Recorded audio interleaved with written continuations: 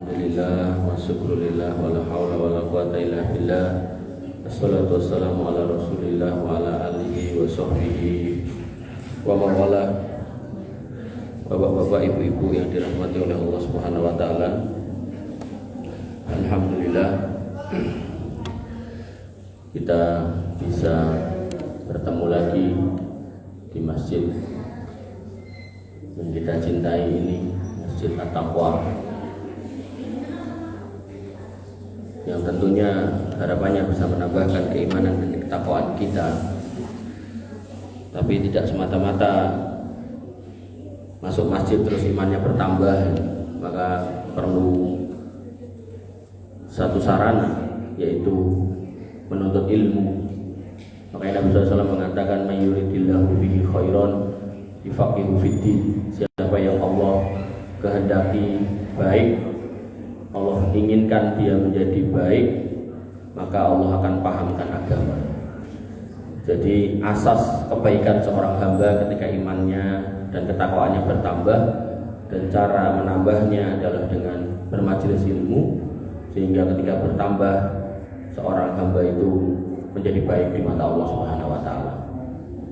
Bapak Ibu yang dirahmati oleh Allah Subhanahu wa taala, kita masih dalam rangkaian tema akhlak, dan akhlak yang pertama adalah akhlak kepada Allah Subhanahu wa taala.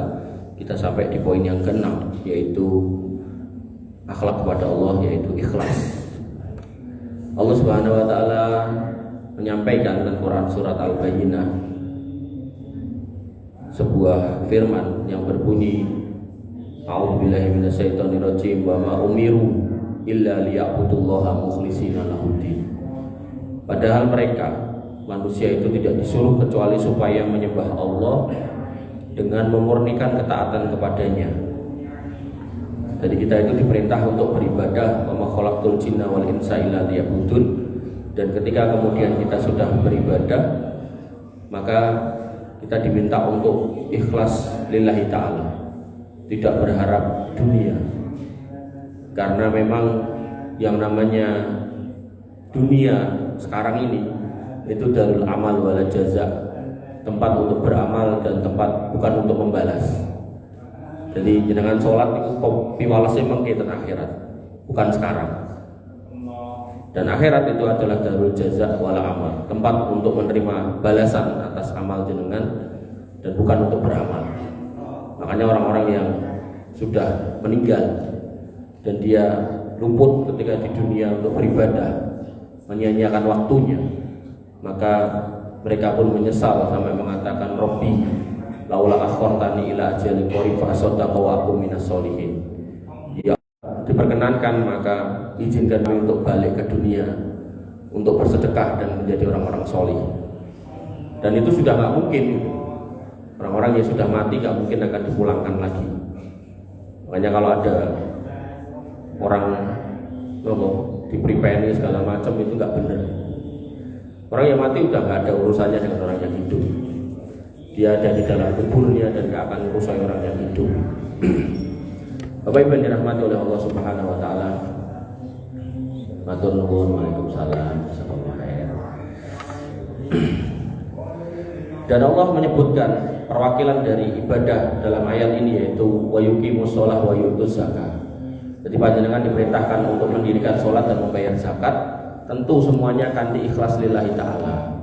Jadi tidak kemudian dicampuri dengan pamrih apapun. Dengan sholat yang niatnya kepada Allah, dengan bayar zakat yang niatnya kepada Allah. Wa dzalika dinul qayyimah, dan itu adalah agama yang lurus. Artinya agama kita itu menjadi benar, praktek agama kita menjadi benar ketika ikhlas dalam beribadah. Dan Allah ingatkan pada ayat yang lain, Qul innama ana basarun mislukum. Katakanlah wahai Muhammad, sesungguhnya aku ini cuma manusia biasa seperti kamu. Jadi Nabi Muhammad itu sanes Superman, Spiderman, boten. Nabi Muhammad manusia biasa. Cuman bedanya apa? Yuha ilayya annama ilahukum ilahu wahid. Mung bedane aku dikai wahyu kon nyampe kene menungso kabeh nek Gusti Allah kuwi satu, esa, tidak berbilang. Orang duwe anak, ora duwe bojo, dudu anake sapa-sapa, juga bukan bojone sapa-sapa.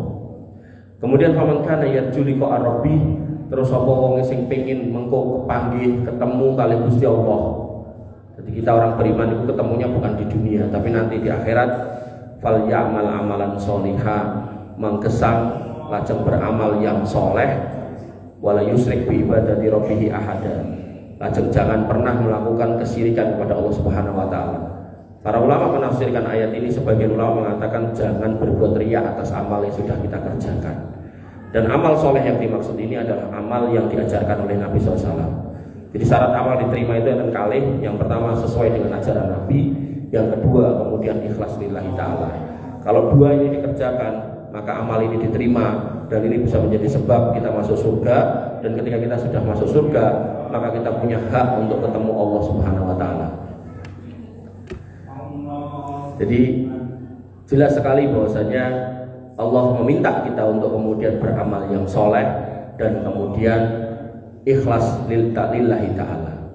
Jadi tidak boleh kemudian niatnya untuk selain Allah Subhanahu wa ta'ala.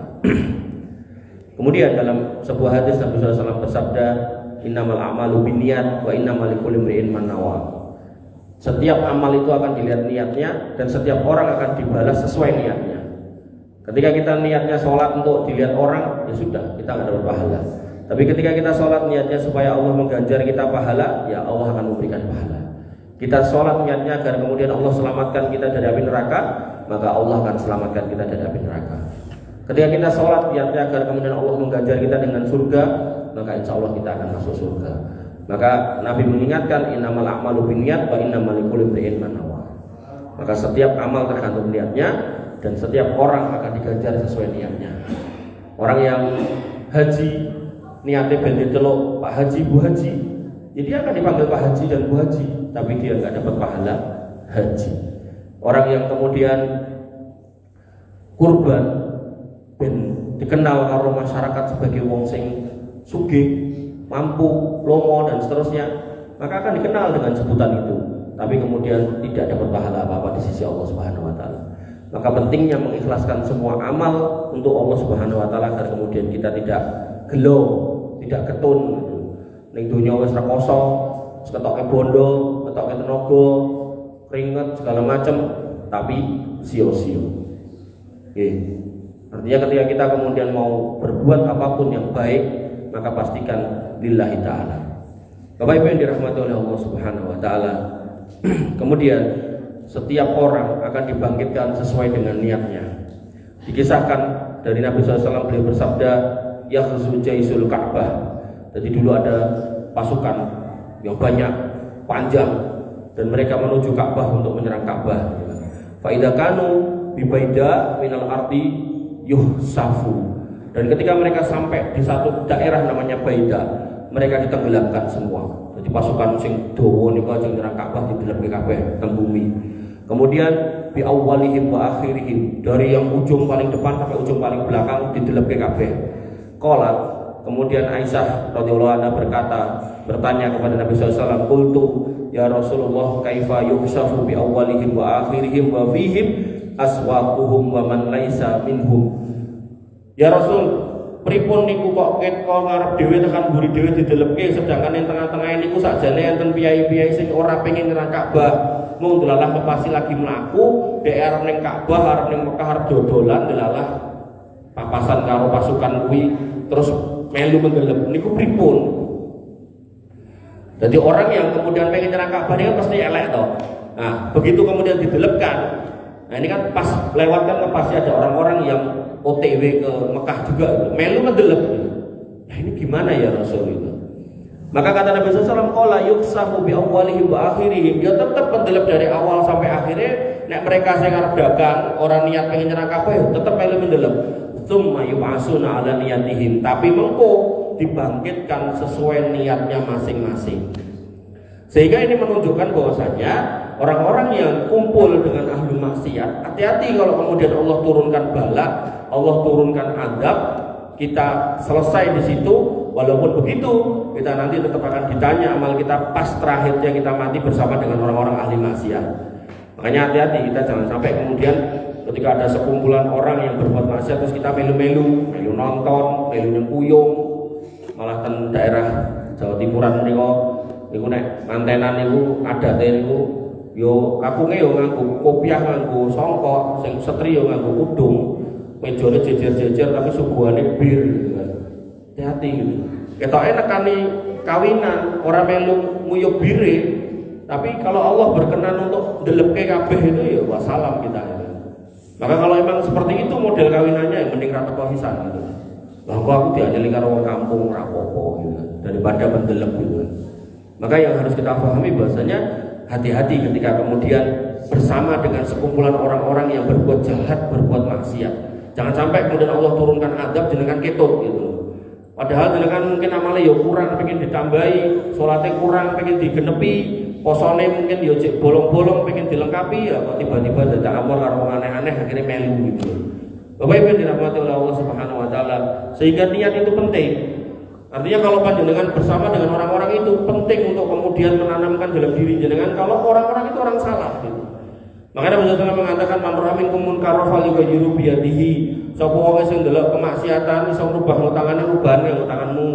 Wa illa yastati fa bilisanihi nek ora sanggup pakai mulut kandhani. Nek kuwi ora tekan fa bi qalbihi. Anyelo nganggo atimu itu lho. Wa dzalika ataful iman, tapi kuwi iman sing paling lemah. Tapi ada sebagian orang yang kemudian karena saking maksiate iki wis sekampung wis rata, awale dhek ra cocok, ngandani rane sing ngrungokke gitu kan. Suwe-suwe apa ya wis lah malah melu nimbrung gitu. Dan hatinya tidak membenci dan itu bisa menyebabkan masalah ketika kemudian mati bersama mereka, maka bisa jadi dihukumi kayak mereka. Ini kasus mirip dengan istrinya Nabi Lut. Istrinya Nabi Lut itu menikah dengan Nabi Lut. Dia normal menikah dengan seorang laki-laki dan laki-laki ini adalah seorang nabi. Tapi Nabi ini berdakwah dino-dino ning warga kampunge, tinggalno itu perbuatan homoseksual. Kowe iki wong lanang ya seneng karo wong wedok, sing wedok kowe ya seneng karo wong lanang gitu kan. Tapi bojone napa? Bojone malah ngomong, "Walah Mas, wis jarno elak wis." Gitu. Maka pentingnya punya prinsip. Ketika jenengan sudah nggak sanggup merubah pakai tangan, nggak sanggup merubah pakai mulut, paling nggak hati ini jangan membenarkan perbuatan salah. Betul nggih? Senajan sekampung nglakoni niku. Senajan sekampung mendem kabeh, sekampung tukang main, jangan sampai kita membenarkan pakai hati kita. Makanya sifat dari seorang ibadur rahman, wa ibadur rahmanil ladzi nayamsuna 'alal ardi hauna. Seorang hamba Allah Ar-Rahman niku nek mlampah ten dhuwure bumi niku boten kemaki, boten sombong. Wa idza khatabahumul jahiluna qalu salama. Nek kemudian karo wong jahil, karo ahli maksiat dijak rembukan, dijak ngomong, dijak nimbrung, dia mengatakan qalu salama, ora bro, ora melu-melu. Rene lho mendem, rene lho main, rene lho judi gitu. Ora wis. Kemati saiki lagi ngaji wingi sore wis kaya kiai. Ora, wis aku wis tobat sama kuwi wis prei gitu. Tinggal pergi. Dan dia enggak merasa kehilangan dengan teman-teman seperti itu. Bapak Ibu yang dirahmati oleh Allah Subhanahu wa taala, dan niat itu di dalam hati sebagaimana perkataan Ibnu Taimiyah, "Wan niyatu mahalluha al-qalb bittifaqil ulama." Niat niku ten jero ning manah dan itu kesepakatan para ulama. Fa innawa biqalbihi wa lam yatakallam bilisani ajza'athu an-niyatu bi ittifaqihim.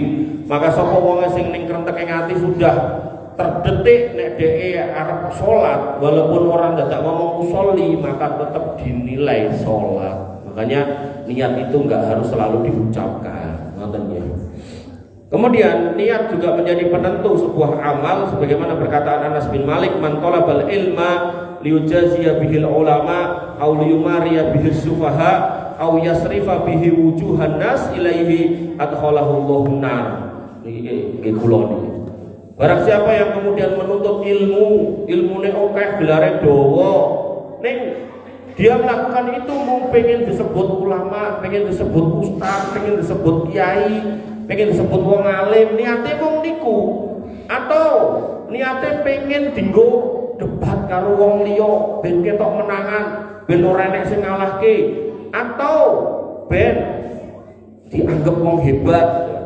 Maka kata Anas bin Malik radhiyallahu an, beliau mengatakan adkhalahu Allahu nar. Maka orang-orang yang menuntut ilmu niate mau koyo ngono kuwi, maka hati-hati nanti bisa nyemplung neraka. Ini menunjukkan bahwasanya orang yang menuntut ilmu itu genah mesti ilmune nambah, genah gelare nambah, genah pengetahuannya nambah, dan genah penyebutannya nambah.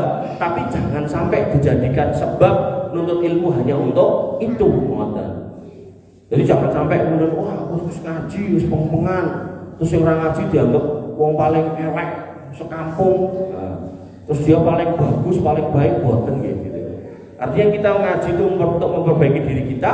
Kemudian kalau ada saudara kita yang belum tahu, maka itu adalah ladang dakwah kita tanpa kita rendahkan. Tetap mereka saudara kita.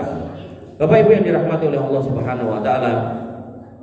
Dan orang-orang yang kemudian memalingkan niat dari keikhlasan itu sangat membahayakan. Jadi awalnya ibadah, terus niatnya nggak ikhlas, sampai dikisahkan pada suatu waktu kharaja alaina Rasulullah sallallahu alaihi wasallam wa nahnu natazakaru al-masih ad-dajjal. Jadi pada waktu itu kami itu para sahabat sedang ngumpul bareng-bareng, lagi ngobrol, saling mengingatkan tentang dajjal. Hati-hati lo, dajjal ngene, dajjal ngono. Hati-hati lo, dajjal ki iso nguripe wong mati. Hati-hati lo, dajjal ki sekti segala macam gitu kan. Kemudian Nabi SAW keluar di majelis itu. Faqala, kemudian Nabi mengatakan, ala ukhbirukum bima huwa akhwafu alaikum indi minal masihid dajjal. Mau enggak kamu tak kasih tahu sesuatu yang lebih tak wedeni tinimbang dajjal?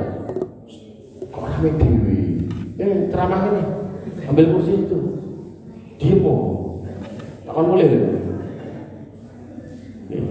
Jadi Nabi SAW sampai mengatakan ketika para sahabat itu sedang bercerita tentang dajjal, kowe cerita soal dajjal, kuwi yo medeni, kuwi yo ngeri.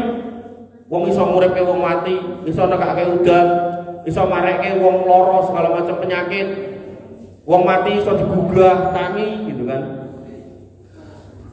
Sungai sing enek banyune iso digawe kering, tanduran sing subur iso digawe mati, pertanian sing makmur iso digawe rusak, sawah sing garing iso digawe subur gitu kan. Semua atas kehendak Allah. Maka tak kasih tahu, kowe wedi karo kuwi, iya. Ning tak kandhani, enek sing luwih medeni tinimbang kuwi gitu kan. Kemudian Nabi bertanya, mau enggak kowe tak kasih tahu apa sing luwih medeni timbang dajjal kuwi? Qala qulna ya Rasulullah bala. Kemudian para sahabat mengatakan, nggih ya Rasul, kami mau tahu, kami pengen tahu apa yang jenengan lebih medeni, jenengan lebih takuti daripada dajjal. Padahal dajjal niku wis medeni kok iki jek enek sing luwih medeni. Faqala, kemudian Nabi SAW bersabda, asirul khaufi ayyaqumar rajulu yusolli fayuzayyina salatahu lima yara min nadri rajulin. Sing luwih tak wedeni bakal kedadian ning kowe tinimbang metune dajjal. Kuwi yaiku sirik tersembunyi. Lah sirik tersembunyi kuwi apa kata Nabi? Sirik tersembunyi kuwi kowe salat. Sajane salatmu dina-dina ya biasa wae. Tapi gandeng pas mbok lirik enek sing nonton, tiba-tiba salatmu kuwi dadi apik banget. Dadi ketok kaya khusyuk banget. Salat enten piyai niku nek salat Allahu Akbar. Ora mantep dibaleni meneh Allahu Akbar. Allahu Akbar kate bola-bali. Ngono iku jek ora mantep nanti dibatalke kudu meneh. Ya Allah. Bapak Ibu yang dirahmati oleh Allah Subhanahu wa taala. Padahal dajjal itu pun medeni, tapi Nabi SAW luwih wedi, luwih takut kalau kemudian kita orang-orang yang kemudian justru amalnya nggak diterima karena berbuat riya, pamer, pengen dipuji wong, pengen dianggap wong peng-pengan. Maka ini harus kita hindari. Wong sakniki jenengan saged bayangke wong saiki enek niku sinten Mama Gufron ngomong iso basa semut, basa jin, basa malaikat, basa udan, basane wong mati-mati gitu kan. Inna makoli gitu kan. Rahmatan dan seterusnya. Kuwi enek sing melu, enek sing mengiyakan. Sampai dhewe nek ceramah betul, umatnya ngomong betul. Padahal dhewe isone mau ngapus-hapus, ngomong gedabrus, kuwi enek sing melu. Napa meneh nek sing metu niku dajal. Wonge gedhe dhuwur, iso nguripke wong mati, iso nekake udan, iso garingke danau, iso marekke segala macam penyakit. Sampai kemarin tuh di kajian Dahlia situ sampai ada ibu-ibu yang tanya, Ustadz saya itu yo rajin tahajud, tapi tanyanya pakai kertas nih, jadi nggak tahu orangnya yang mana. Saya itu yo tahajud, saya itu yo sholat duha, saya itu yo sholat kabeh tak lakoni, maca Quran, darus Quran rada tinggal gitu kan. Tapi saya itu sakit jaluk donga, jaluk mari tapi kok yo ora dikabul-kabulke. Sampai bahasan itu sampai saya hampir putus asa gitu. Kebayang niku nek tiba-tiba diwaca karo dajal diparani dilus-elus dengkule terus iso mlaku ngoten pripun. Oh, aku iso mareke kowe langsung mari. Piai-piai sing kecilik uta dilus matane gitu. Terus iso mlaku gitu. Genah langsung iman. Lah dajal yang mengerikan seperti itu aja Nabi luweh wedi kalau riya itu terjadi sama kita.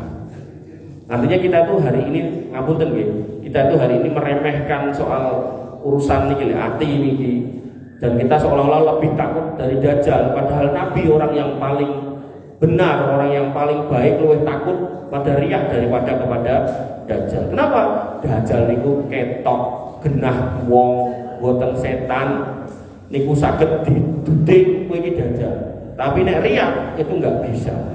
Sampai diungkapkan pada sebuah kalimat, riya niku kados semut cemeng ning dhuwure watu cemeng terus enenge ning nggon tengah wengi. Ketok napa mboten? Mboten gitu kan. Iklane akeh men. Lanjut. Kita kurang kita. Ampun.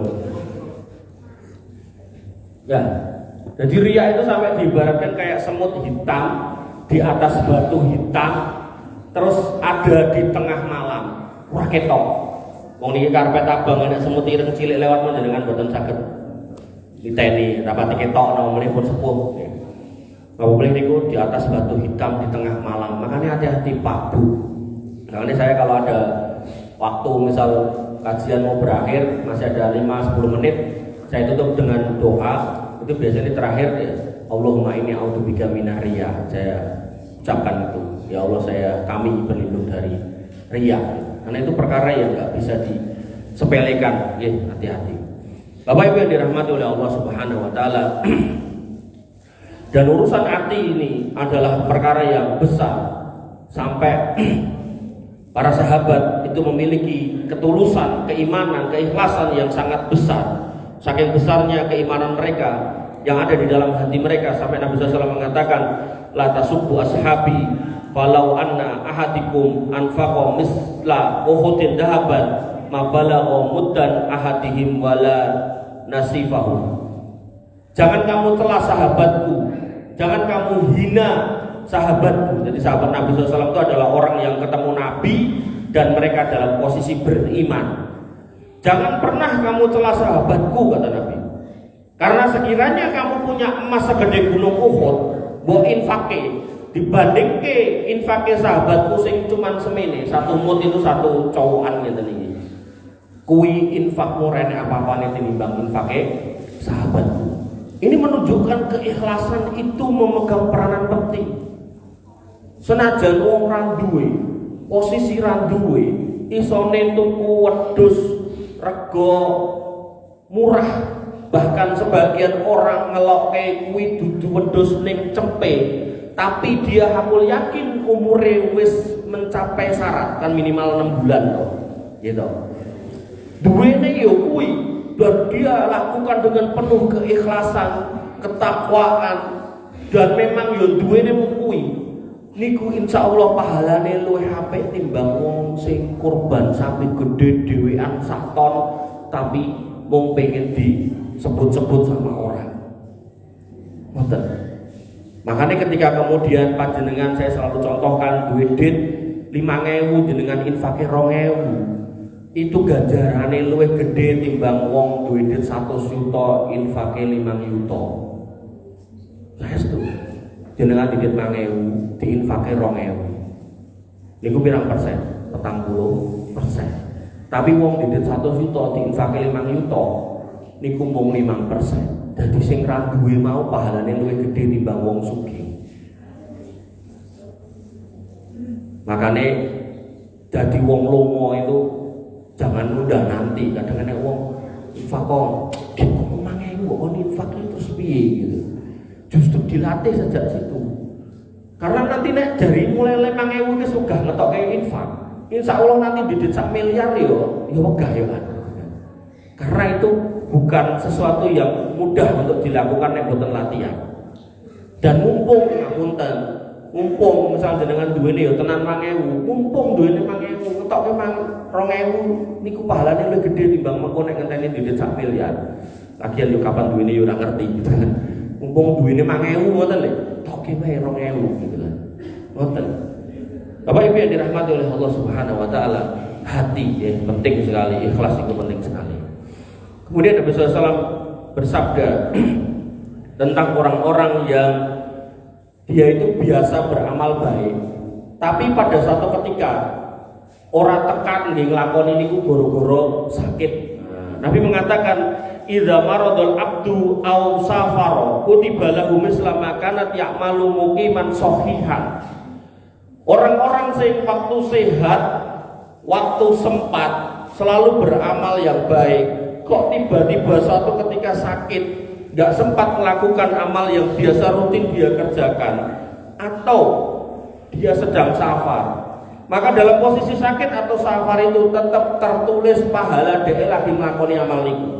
Gampangnya ngeten, jenengan nek subuh, misal subuh niku jam 4:30 misal ngoten. Jenengan ungu jam 4 kurang seperempat, jam 4 muncul seperempat, jeneng 15 menit to. Jenengan niku pokoknya biasa saat durunge subuh 15 menit tangi. Niku salat tahajud 2 rakaat tambah witir 1. Ora lagi ngomongke 8 tambah 3, niku ndak kokean, niku ndak jenengan alah kok men. 2 tambah 1 wae gitu kan. Terus jenengan nunggu subuh, terus begitu ada subuh jenengan salat napa? Fajar 2 rakaat. Jadi totalnya mung 5. Niku jenengan rutin iki bedino. Suatu ketika jenengan gerah ning ICU, kemudian lambene kon ngemut kabel, irunge disopok selang, wis ra iso apa-apa. Niku bedino jenengan ketulis bedino jam 4 seperempat menit sadurunge subuh karo barangan subuh bedino sejak jenengan disumpeli selang niku wau. Niku jenengan ketulis jenengan nglakoni tahajud 2 rakaat tambah 1 plus fajar 2 rakaat. Senajan lagi loro. Dong boten. Ini menunjukkan pentingnya noto hati. Pentingnya noto niat. Ketika niat kita lillahi ta'ala dan kita rutinkan itu, maka ketika kita ada udur, kita tertulis ngoten niku. Sebaliknya, aku ya ngono kuwi. Niku pas sebelah aku cerita karo kancaku yang dipuji, aku mau tahajud ora to dasar males lah ngeloki kancane. Ning karepe gen dipuji niku, mungkin pas loro ya ora ketulis ngoten niku. Sehingga yang perlu kita pahami pentingnya niat ini loh. Lillahi ta'ala ini benar-benar harus ditoto. Nah, mulai cah nom-nom cek jomblo, mahasiswa lagi sholat duha, didelok karo mahasiswi. Nanti lali nek arep kuliah sholat terus. Kancamu sholat rampung-rampung. Mbok delok yo dadine suwe banget lah. Pun nggih. Pokoknya apapun yang ada di dunia ini jangan jadi sebab kita beramal selain Allah Subhanahu wa taala. Pun jenengan ajeng nulungi sinten kemawon lillahi taala, jenengan ajeng ngaji lillahi taala, jenengan ajeng sholat lillahi taala. Jangan pernah karena orang lain. Bapak Ibu yang dirahmati oleh Allah Subhanahu wa taala, dan Nabi pernah mengatakan bahwasanya inna aqwaman bil Madinah khalafna. Jadi kita itu berjihad jauh dari Madinah, tapi ada sebagian orang yang kita tinggal di Madinah. Ning Madinah orang melu jihad, mergo loro. Ma salakana sakban wala wadian. Tidaklah kita itu melewati lereng dan lembah illa wahum ma'ana fi hasabahumul udr. Tidaklah kita lewati lereng-lereng, lembah-lembah, jalan terjal, jalan panas, jalan berliku penuh duri, penuh batu, melainkan mereka bersama kita dalam pahala karena mereka ora iso mangkat mergo enek udur. Artinya kalau panjenengan ningali piai-piai Palestina lagi dibomi kalih wong Bani Israel, jenengan ten mriki ngelus dodo, jenengan dongake, ya udur to jenengan rasa mboten saged mriko to, kok arep kelangi gitu. Numpak pesawat ya ora ana pesawat sing langsung rono. Tapi tekan kono jenengan arep nyedak mriku nggih piye carane wong sing cedak mriku ora iso mlebu, wong Mesir, wong mana-mana itu ora iso mlebu. Maka itu udur. Ketika kemudian kita menghayati itu sebagai penderitaan sesama saudara kita dan kita doakan dan kita kemudian mintakan keselamatan buat mereka, insya Allah Pak Bu jenengan kecatet di melu jihad ning kono. Ngoten. Nang boleh niku jenengan pas dungane karo turu ya Allah, mang tulung ini kok sere-sere kula pasina turu terus bablas mati. Walah, kecatet mati saya senajan turu. Penak banget tuh. Jadi urusan hati ini nek jenengan toto dengan penak mergo ngaji. Nah, jenengan akhirnya ngerti piye carane mendesain husnul khotimah niku ora kudune medan perang. Walaupun kita nggak bisa ke sana, mungkin yo karena udur selain walaupun iso rono ternyata aku ya wis tuwa loro-loronen gitu kan. Maka sedang niki mawon didongake ya Allah. Pramila kan kula nek wow, nek misal pengajian kesehatan 5 menit 10 menit dengan salah satu doa saya juga bahasanya Allahumma ansur ikhwanana al-mustad'afina fi Filistin, ya Allah tolonglah saudara-saudara kami yang lemah di Palestina, kemudian wasabit aqdamahum dan teguhkan kaki mereka, wa wafiq alaihim sabra dan berilah kesabaran buat mereka, kemudian wa ja'alna ma'ahum minhum dan jadikanlah kami menjadi bagian mereka. Artinya walaupun kita tidak sampai ke sana, doa kita, perasaan kita, kesedihan kita, artinya saya berharap nih kita yang mendoakan dan mengaminkan kemudian wafat, muga-muga ketulis mati syahid sengaja ning dhuwur rampet. Ngoten nggih. Bapak Ibu yang dirahmati oleh Allah Subhanahu wa taala. Kemudian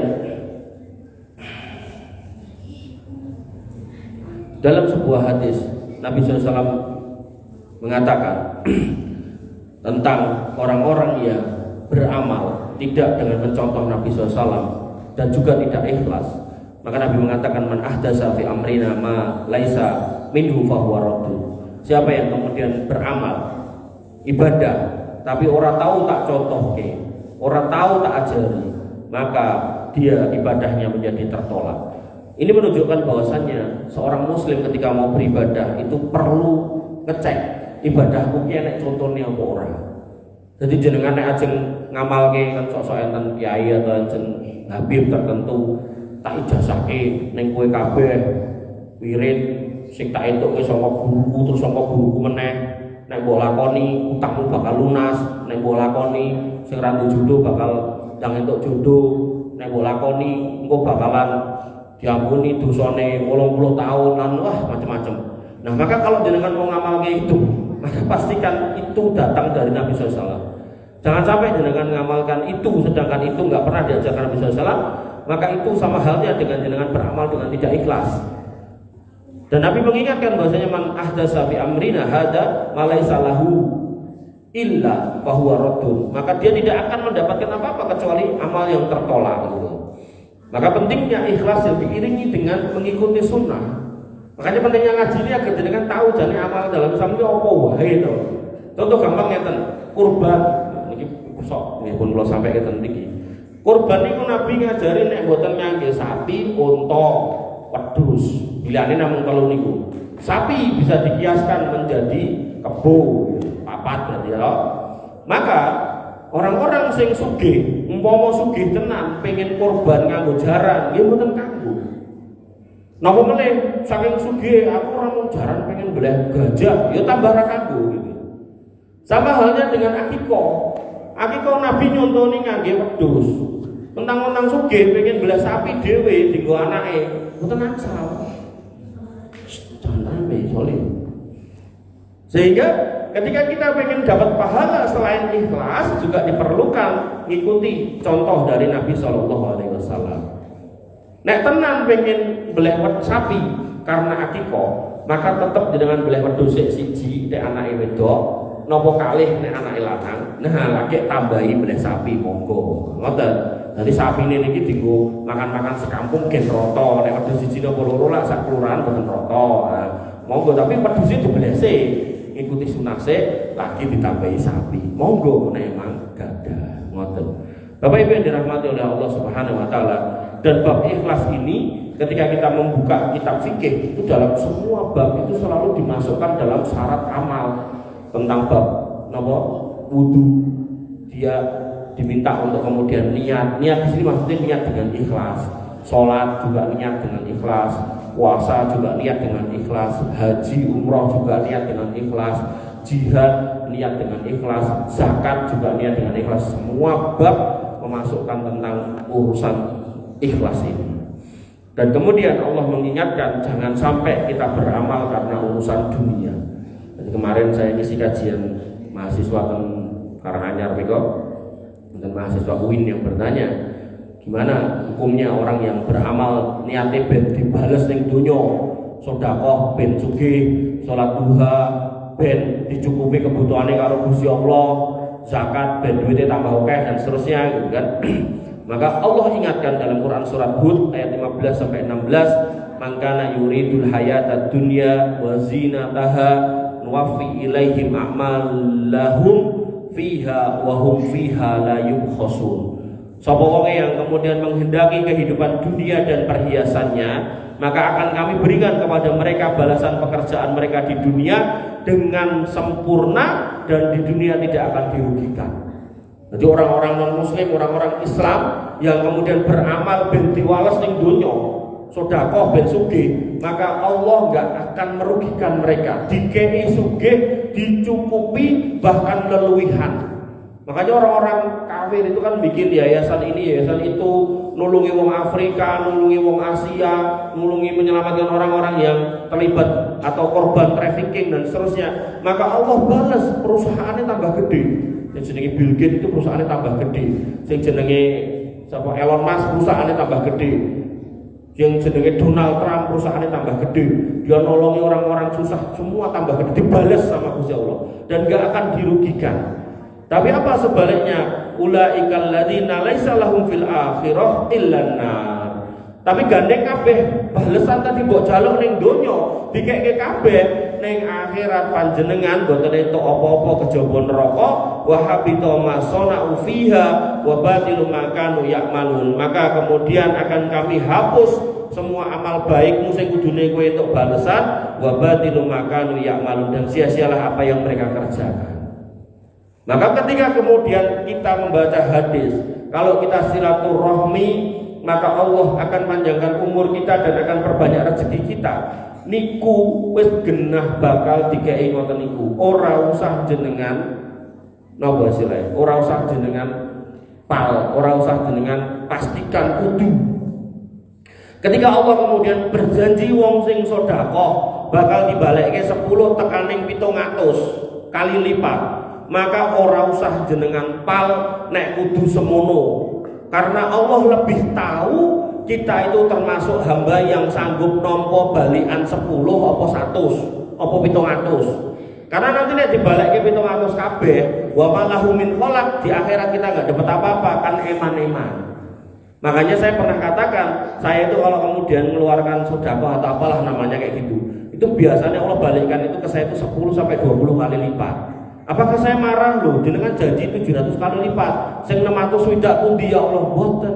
Justru 600 swidak niku atau 680 niku kula enteni muga-muga mengke kula petik ten akhirat. Boten. Jangan kayak orang kafir pengen dibalas kabeh, pengen dibalekke kabeh, digekke kabeh sugih blegedu ning donya ning akhirat ra diopo-opo nggih napa kan gitu. Belum lagi ketika kemudian dibalekke semua sama Allah kepada kita sampai 700 kali lipat.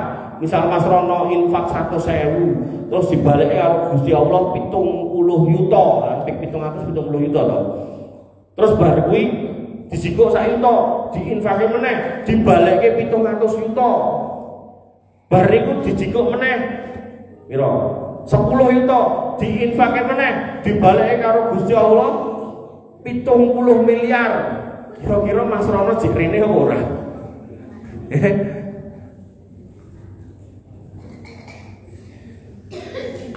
Makanya Para ulama mengatakan Allah itu lebih kenal kita daripada orang tua kita. Makanya orang tua yang cerdas itu ketika duit anak lanang sing ganteng dhewe njaluk motor, ngarani, "Pak Bu, aku njaluk motor Ninja sing 1000 cc utawa Suzuki napa sing paling gede niku. Hayabusa." Tapi wis ra metu sing anyare. Hayabusa. Sing 1000 cc gede banget pokoke. Numpak kebu niku. Nah, niku nek wong tuane sanggup nukoke, maka bukan kebaikan kudu nukoke. Karena nek wong tuane apal bocah iki nek dikeki motor ngono kuwi ora iso anteng, yayaan, kebut-kebutan, mbok lampu abang yo diterjang. Maka yo nek nekat ditukoke wong tuane niki nekat nukoke, insyaallah ra suwe mati tabrakan. Maka yang harus kita pahami orang tua yang cerdas, yang pintar itu enggak selalu nuruti karepe anak. Maka Allah juga sudah berjanji dengan nek infak sedekah dibalikke ping 700, maka enggak usah kemudian kita ngarep-arep kudu 700. Mungkin nek dikeki 700 belum tentu kita tetap istiqomah. Bisa jadi malah kita wis wegah salat, wegah ning masjid, wegah ngaji. Makanya nek dibalikke karo Gusti Allah 10 2 kali lipat, 20 kali lipat, alhamdulillah. Sisanya kita tunggu nanti di akhirat. Gitu. Itu prinsipnya. Makanya kan ada seorang ustadz yang dakwakan dengan gini, sodako. Delok ibu-ibu nganggo penganggon sak pirang-pirang, ayo Bu dicopot cincine, gelang kalungnya dicopot, engko dibalik karo Gusti Allah ping 10. Ha ibu-ibu balikke apa nyopoti itu sikeke. Bapak-bapake ngoten. Ayo Pak, kesini naik apa? Naik mobil. Mana kuncinya, kontaknya, nanti dikembalikan sama Allah ping 10, dikeke kontake gitu kan. Terus akhirnya bapak ini setelah sekian lama WA, "Pak Ustadz ini kok jangankan ping 10, sitok wae ora bali gitu kan. Niki pripun? Padahal mobil ini dereng lunas, kula bedina malah diparani karo napa niku tukang tagih hutang pripun gitu kan." Lah, Allah itu jangan diatur ngoten niku gitu. Allah akan memberi sesuai dengan yang Allah kehendaki. Makanya ayatnya tu'izzu man tasa wa tudillu man tasa biyadikal khair. Ada orang yang memang dinaikkan sama Allah jadi pejabat, ada orang yang enggak dinaikkan tapi ya tetap baik jadi rakyat jelata, tapi semuanya baik. Makanya jenengan nek membaca tentang Abu Dzar Al-Ghifari, beliau ini ahli ibadah. Saking ahli ibadah garwane niki nganti ditekoki karo Salman Al-Farisi, "Yu piye kabarmu yo ngene iki?" Lah pase pundi? Kae lho ning dhuwur lagi sibuk napa ibadah. Lah kok bentukmu kaya ngono yo? Oh, karo masmu aku ora didemok gitu kan. Wis aku tautan bentuke garwane niku. Ahli ibadah. Dan Salman Al-Farisi niki nembung kali Nabi SAW, "Ya Rasul, mbok kula mang pekerjake nyekel Baitul Mal napa dadi pegawe napa?" Kata Nabi, "Kowe wong saleh, ning kowe ora sanggup nek nyekel ngono kuwi. Coba. Ahli ibadah ora karuan amanah." Makanya Nabi pengen kowe ning akhirat ben hisabmu ora gede, yo wis kowe dadi ora rakyat jelata wae, ibadah wis ora usah dadak ngarep-arep dadi pejabat. Nah, pramila Gusti Allah niku ngertos nek jenengan dikai duit akeh niku mengke jenengan playune ten pundi, pramila rezeki niki semonten-semonten seperti yang kita terima. Alhamdulillah, sing penting tesih istiqomah ten mriki niki lho. Nah, niku. Karena nanti nek dikai akeh gitu kan. Khawatir nanti enggak istiqomah. Makanya pentingnya noto hati gitu, noto hati. Nah, mungkin atine pun ketoto kanthi sae, insyaallah rezeki niku teko. Tapi nek kemudian kita jedat nyeng gitu, nanti itu salate sih bolong-bolong, khawatir pun didit malah ra salat sisan. Makanya pentingnya istiqomah, ikhlas, noto hati, nyuwun dengan penuh keseriusan, dengan keimanan, ketakwaan. Coba nek rezekine sithik kira-kira gelem mlebu kotak infak rakyatan 2000 ora gitu. Didit 10.000 ora gelem, 100.000 ya ora gelem. Alasan iku ngenteni nek didit 1 juta. Duit tenan ya ora karuan gelem gitu kan. Maka pentingnya latihan niku lho Pak Bu yang dirahmati oleh Allah Subhanahu wa taala. Bapak Ibu yang dirahmati oleh Allah Subhanahu wa taala, sehingga Allah Subhanahu wa taala mengingatkan jangan sampai kita beramal berharap dunia dalam firman-Nya, "Man kana yuridu harsal akhirah nazid lahu fi harsihi wa man kana yuridu harsad dunya nu'tihi minha wa ma lahu fil akhirati min nasib." Siapa yang menghendaki keuntungan di akhirat akan kami tambah keuntungan itu baginya. Siapa yang menghendaki keuntungan di dunia maka akan kami berikan kepadanya sebagian dari keuntungan dunia dan gak ada bagian sedikit pun di akhirat untuknya. Dan Nabi SAW mengingatkan tentang riya tadi, bahwasanya riya itu lebih mengerikan daripada dajjal.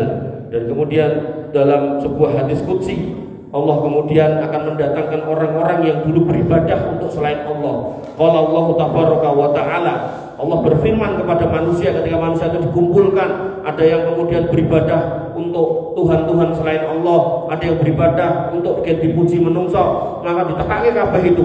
Kemudian Allah mengatakan, ana ahnas suraka'u anisirki, aku sama sekali enggak butuh dengan sekutu-sekutu kalian ini yang sudah kalian buakan aku kepadanya. Man amila amalan asroka fihi ma'i ghairi taraktuhu wasirkahu.